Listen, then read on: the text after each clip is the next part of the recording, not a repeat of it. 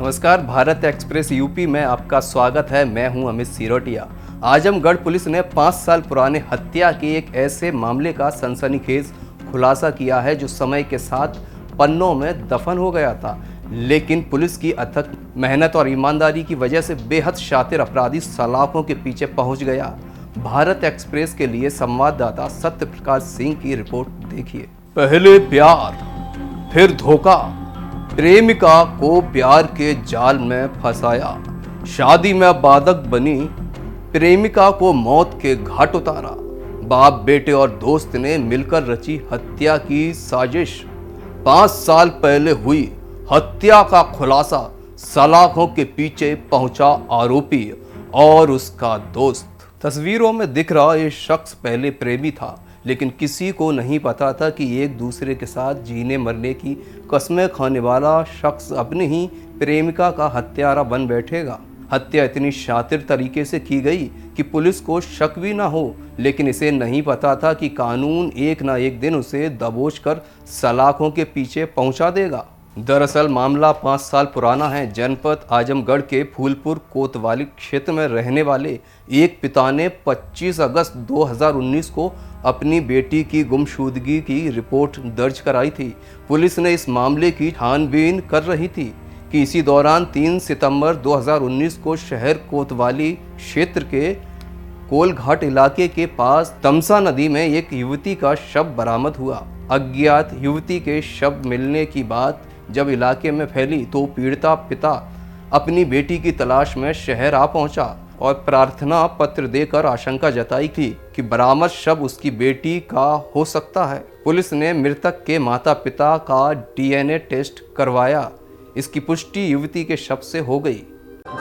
2019 में एक लड़की का शव तमसा नदी में कोल के पास मिली थी, थाना कोतवाली में, जिसमें कोतवाली क्षेत्र में मुकदमा पंजीकृत किया गया था। अभी तक ये नहीं पता लग पा रहा था कि ये शव किस लड़की का है। तो एसपी सर के पास लड़की के माँ बाप एक आए और उन्होंने कहा कि हमारी एक लड़की गायब हुई थी थाना फूलपुर से और हमको शक है कि हमारी बेटी का अज्ञात शव कुछ हो सकता है, जिस पर मुकदमा जो वहाँ पे गुमशुदगी थी उसको 366 के मुकदमे में तरमीम किया गया और थाना फूलपुर को ये इन्वेस्टिगेशन सौंपी गई। इन्वेस्टिगेशन में लड़की के माँ बाप का जो DNA सैंपल भेजा गया परीक्षण के लिए और परीक्षण की रिपोर्ट आई जिसमें ये पुष्टि हुई कि जो लड़की का शव के वास्तविक बायोलॉजिकल माँ बाप यही हैं जिनका हम लोगों ने सैंपल भेजा था। तो लड़की की पहचान, जो शव था उसकी पहचान सोनम से हुई। हत्या की पुष्टि होने पर आजमगढ़ पुलिस लगातार आरोपियों की तलाश में जुटी रही और 5 साल पहले हुई हत्या का खुलासा करते हुए आरोपी और उसके दोस्त को सलाखों के पीछे पहुंचा दिया। पुलिस के मुताबिक युवती की हत्या उसके प्रेमी ने अपने पिता और दोस्त के साथ योजना बनाकर की थी। पुलिस ने बताया कि पहले युवती की गला दबाकर हत्या की गई, फिर उसके शव को बोरे में भरकर निजामाबाद थाना क्षेत्र में डोडोपुर पुल से तमसा नदी में फेंक दिया गया। काफी पूछताछ के बाद आरोपी ने बताया कि उसकी शादी कहीं और तय हो गई थी।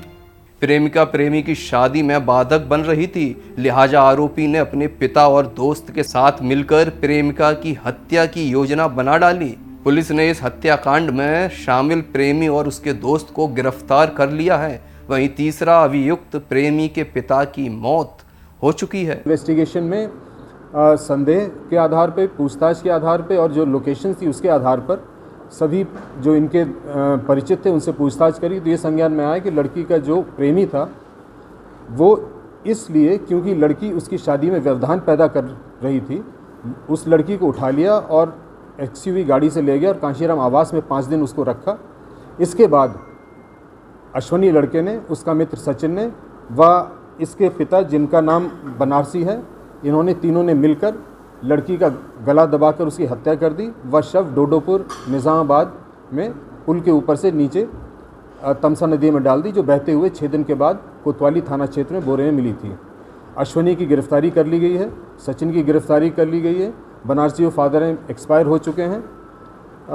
लड़की की अंगूठी, पायल व उसका अन्य सामान बरामद कर लिया गया है। और इन लोगों को रिमांड हेतु प्रस्तुत किया जा रहा है। इनके विरुद्ध कठोर से कठोर कार्रवाई सुनिश्चित की जाएगी। सर, जिस तरीके से बहुत टिपिकल मामला है, ये बहुत टिपिकल मामला था। आजमगढ़ पुलिस को काफ़ी समय लग गया इसको हैंड ओवर करने में।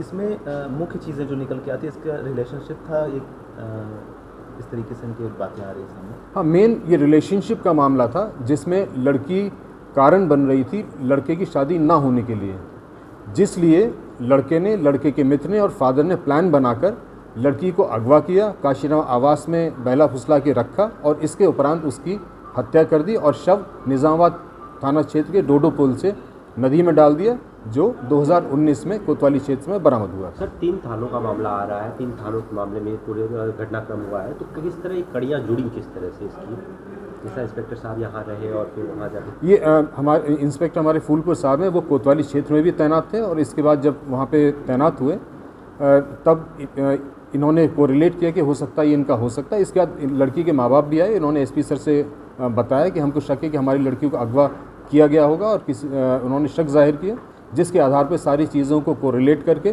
तीनों थाना क्षेत्र के जो हमारे पे इन्फॉर्मेशन थे उसके आधार पर इस हत्या का खुलासा किया गया है। सर, लड़के के परिवार वाले भी चाहते थे लड़की को इस रास्ते से हटाने के लिए? जी हाँ, जो लड़के के परिवार वाले हैं वो भी लड़की को यहाँ से हटाना चाहते हैं, उनकी इसमें संलिप्तता है।